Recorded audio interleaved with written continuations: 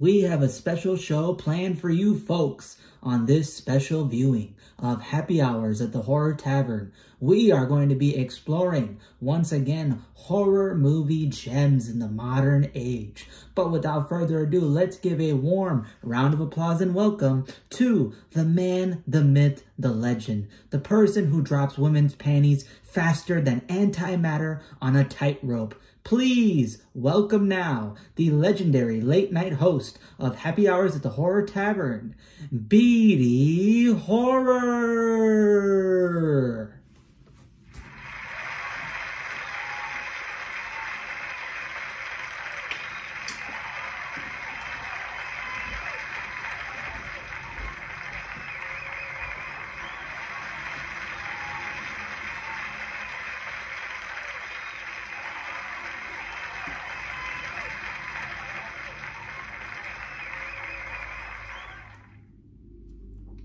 Thank you so much, everybody. Of course, as you may know, because I am in need of paying the bills and that 401k is coming soon, I am the host of Happy Hours at the Horror Tavern, the late night show that brings joy to millions. Well, thousands. It's kind of pushing it. Hundreds. All right. 10 people who decided to show up today, mainly because I promised them free Portillo hot dogs. By the way, that's going to be supplied in the back after the show. Just give it like 45 minutes, okay? Tonight we are going to be doing a special show, all right? We got special shows planned for you this entire week. We got plenty of content that we're going to be covering because, of course, at Happy Hours at the Horror Tavern, we cover the limitless cavern of horror, otherwise known as my first date with my ex, Felicia. Wish I were kidding. Miss you, baby. You also have the Limitless Cavern of Horrors, which is one of the best strip bars in the area. Just stop by 45th Street. You can get a lot of bang for your buck if you get what I mean. The services are ass, literally. Tonight we're going to be doing a special segment. We hope you guys enjoy. We've got a lot of special guests on here tonight. Some of the special guests include me. Next up, we got one that a lot of people seem to love. Myself. And of course, who can forget the legendary singer and sexual icon of the era, I. On tonight's segment, we're going to be talking about some wonderful things, and that is horror movies. That's right. We review a bunch of different horror media, whether it be books, TV show, movies. What are some horror movies that a lot of you folks have been watching recently? Let's try to find somebody in the crowd. You! What's your name, sir? Johnny. Give a round of applause for Johnny, please. Where are you from, Johnny? Ohio. All right, well, that's the breeding ground of all things scary. What's a horror movie that you saw recently? The Last Voyage of the Demeter. You know what? That's a pretty good one. I watched that one recently. In fact, one of the main characters in that movie is the star in the segment we're going to be talking about today. Wink, wink, if you can figure it out. What's some other movies you've seen out there? You, what's your name? Becky. Round of applause. What's a movie you've seen? Night Swim. All right. What did you think about it? It was bad. Okay. Hey, John, just make sure that her car gets towed by the end of the show. I wish I were kidding. That's a good movie. You got to show some respect. What about you, sir? What's your name? Mickey. Mickey, nice to see you. What's a movie you saw recently? Tarot 2024. Give me your thoughts about the movie. Just give me a second.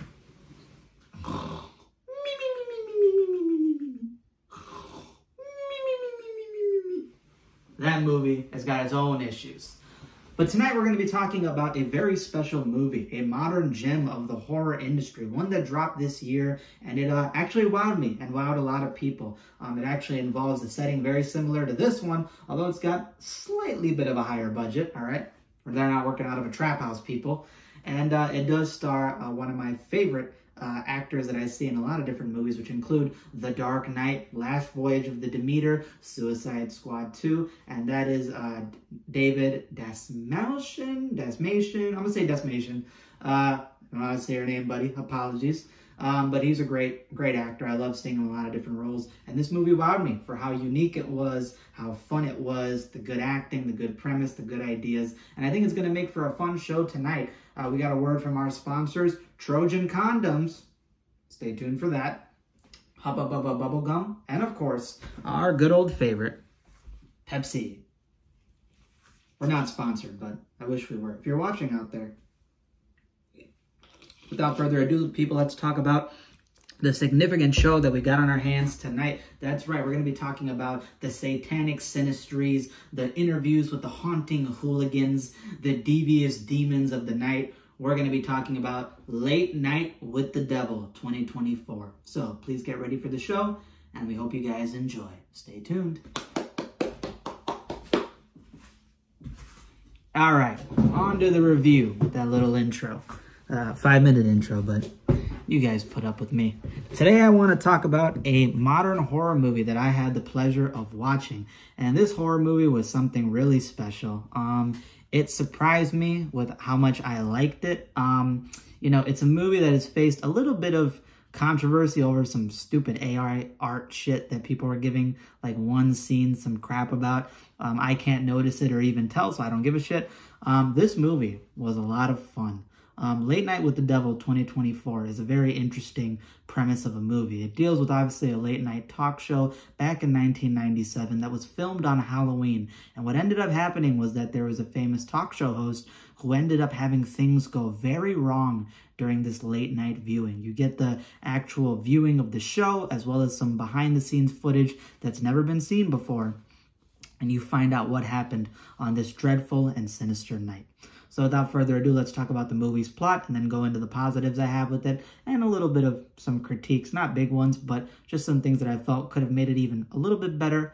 But yeah, Late Night with the Devil 2024 off rip, I just want to say, is a great movie. I had a really fun time with this one. I was smiling throughout it. I was laughing at a couple of points, and I think it's genius in certain regards. Not the best movie I've seen, but it's going to be up there in my Hall of Fame horror movies. So without further ado, please go watch this. Please go check it out. And if you've already seen it, or maybe you're excited to see it, enjoy this review. And by the way, for the show tonight that I put on for you, we're going to be doing the reviews, and the sponsors and endorsers are a little bit on edge. So make sure you hit that subscribe button and you hit that like button down below. It's free and lets the late night show happy hours at the Horror Tavern continue without any problems. So please do so. I would appreciate it.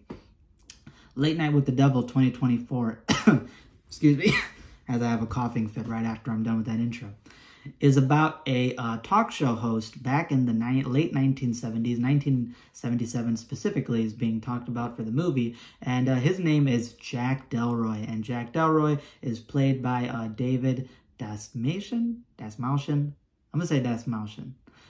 David Dastmalchian, he's in Dark Knight. He's in Suicide Squad 2 as Polka Dot Man, one of my favorite characters in that whole movie. He's hilarious, and he's also in Last Voyage of Demeter. He's in Dune. He's in a lot of stuff. The guy's blowing up, and I appreciate it because I love him as an actor. He's really funny, really charming, and I'm a fan of his, especially after this movie adding to his catalog. He plays a talk show host, a late night talk show host called Jack Delroy, who's got a show called Night Owls with Jack Delroy.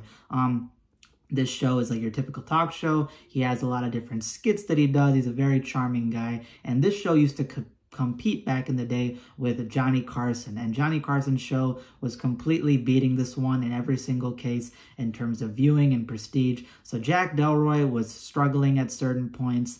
He was very much in love with his wife, but then his wife ended up getting terminal lung cancer. And that devastated him because as she was dying, his show was doing worse and worse. It wasn't competing as well with Johnny Carson, and people were sort of on the edge. They didn't know how long his show would continue. Sponsors and endorsers were getting on the edge. And then eventually, unfortunately, his wife dies. She passes away, and it leaves him very much devastated. He has to take a 1-month break from Night Owls with Jack Delroy, and eventually he does come back. But as he comes back, he starts doing more unique and odd stuff for the era of talk show host. This was back in the day when there was a lot of, violence and negativity going on. You had a lot of tension throughout society, and there was this big fascination with stuff like, Satanism, satanic cults, psychics, and all these different weird, macabre things. And Jack Delroy decides to start interviewing psychics and cult members and all these weird, macabre figures in society, just so he can get, desperately try to get higher ratings on his show. And it's not really working out well still. People think that he's falling off. Things are going kind of bad. So he becomes more and more desperate. Until the dreadful night of Halloween on 1977, where his last show, excuse me, of Night Owls decided to take place. What happened on this night was that he made this special show planned out for Halloween. You see him get introduced to the crowd. He greets everybody. He meets with everybody. There's parades going on. People are in costumes in the crowd. You got guys with skeleton, witch, devil costumes. And this show, the special premiere show, you're going to be seeing the full footage as well as behind-the-scene footage that's never been seen before. So you get to see Jack Delroy interact with the audience members, and then he reveals that he's going to be interviewing a famous psychic. He's going to be interviewing a magician, a very popular magician who's also doing some research and shows trying to investigate the paranormal and offering money to see if anybody can give him concrete evidence that supernatural stuff does exist.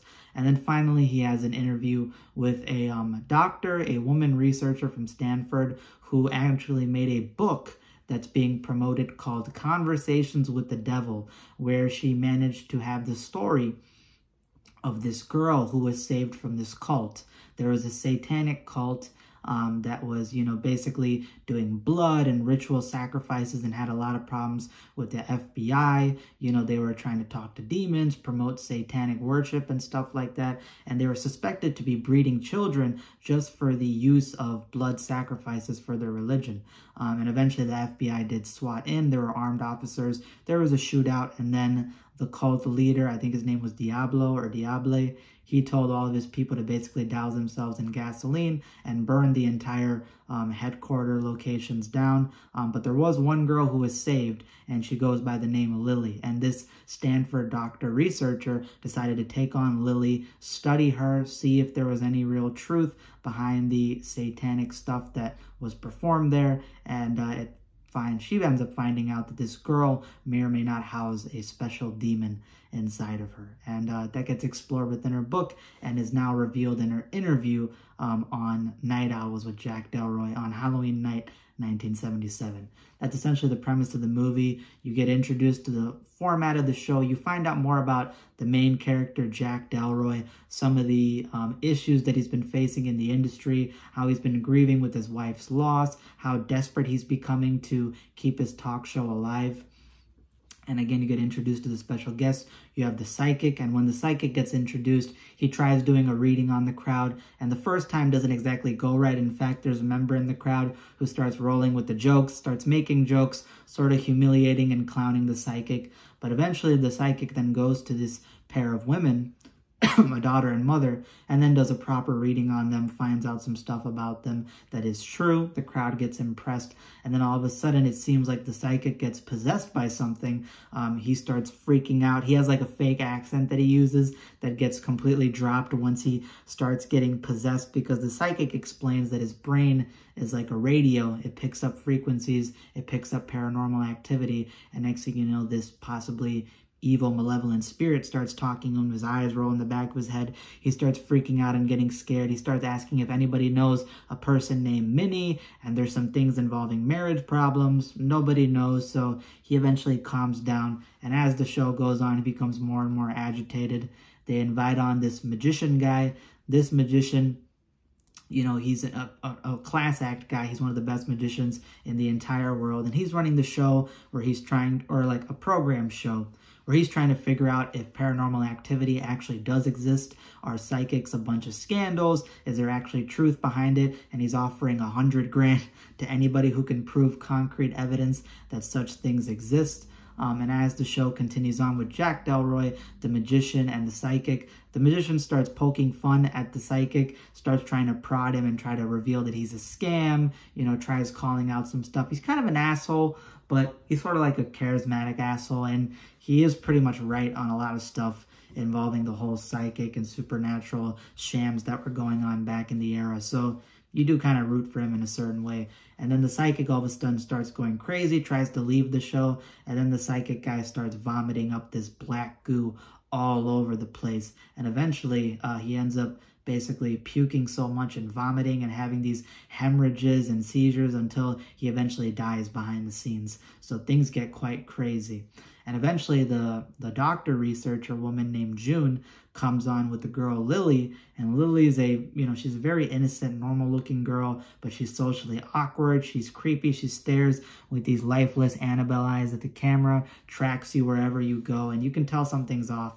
And as the show continues, eventually they decide to try to persuade the audience because of some of the skepticism that's amongst the crowd and the magician guy. And she decides to then allow the girl to get possessed by a demon that lives inside of her called Mr. Wriggles. And she calls him Mr. Wriggles because this demon wriggles into her head and then wriggles out of her body, takes her over. And then you may or may not get to see that, and it's quite creepy. And you get revealed some ominous things about certain characters, potentially Jack Delroy himself. This movie is amazing, man. This is a great movie. I love the setting of the talk show. I love the way that each character sort of gets fleshed out. They're all sort of iconic in their own way. Each actor does a fantastic job. David Dastmalchian, or Dastmalchian, I don't know how you say your name. David D. You do a great job. You're a fantastic actor. I love all the different movies you're in. One day I'm going to learn your name, I promise.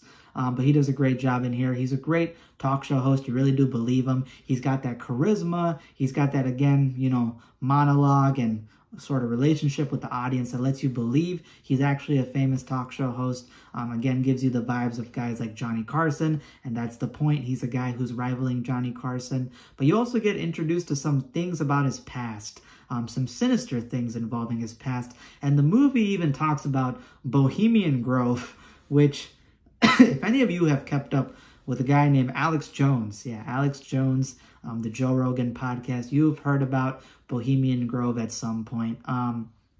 Basically talking about the scary sides of Hollywood. There are people who get famous in some potentially satanic and very weird occult ways. Bohemian Grove is this sort of men's club out in like the woods where a lot of famous politicians, bankers, and people go there. They get invited there, and there's some suspicions that there's some crazy stuff that happens. Alex Jones and another reporter said that they saw people worshiping like an owl god there, and they got some cult stuff going on, basically selling yourself, your soul for fame and fortune. So that's covered in the movie, which I thought was really cool. I did not expect a movie to actually talk about something that is like a conspiracy theory amongst a lot of people, the sinister sides to Hollywood. And Jack Delroy is very much involved within that sinister side of Hollywood where people are like, yeah, he's a charismatic, he's a great guy, he's a very warm personality that everybody loves. But is there more than meets the eye? Is there some weird stuff going behind the scenes? And is that going to play a factor into why he gets targeted by some malevolent spirits and demons the night of this Halloween recording in 1977? It all plays an integral role. You find out some things involving his past. You don't get any direct answers, but you get enough there that you understand the point of his character. The different guests on here did a great job. The psychic did a great job. He plays a believable psychic back in the late 1970s. The body horror involving him vomiting up that black goo was disgusting. The fact that he dies is quite sinister. The magician guy plays a good role in this movie. He's very charismatic, very alpha and dominant. He's sort of trying to disprove all the different things that are happening during this viewing of the show. He thinks that Jack Delroy and the crew may be doing some like theatrics and behind the scenes stuff that makes it seem like this is all real. And then as the show continues, people start getting more and more, unconfident on what's actually going on. And June and the girl Lily did a great job. June did a great job. I love them as a convo. The idea of promoting this book called Conversations with the Devil about a girl who is the lone survivor and saved from this satanic cult. And then she explains that, there's demons inside of her named Mr. Wriggles. It's all very creepy. And the climax to this movie is in the most Shakespearean way possible. Butt fucking insane. It is a butt fucking insane climax to the movie. And yeah, I had a fun time with this movie. It's got great characters, great setting.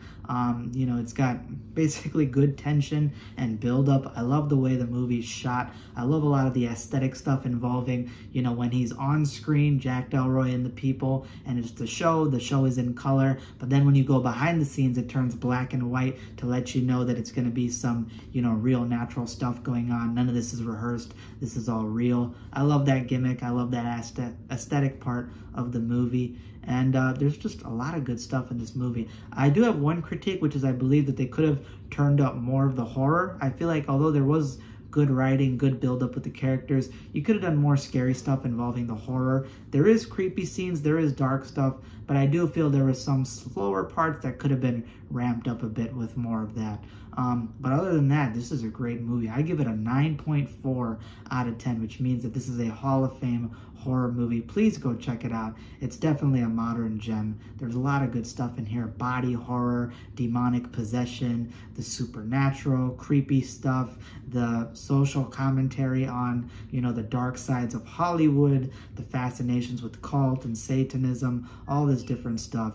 And it makes for a wonderful movie. Late Night with the Devil 2024. So that's my review. I hope you guys enjoyed. Hit that subscribe button down below if you like this video. It's free and lets me build up this community, as well as hit that like button and comment down below. It helps get the video out there and the algorithm push this content out there for everybody so you guys can enjoy, and lets me know what type of videos and reviews that you guys want to see. And let me know your thoughts down below. Do you love this movie? Did you not like this movie? Do you agree with me? Do you disagree with me?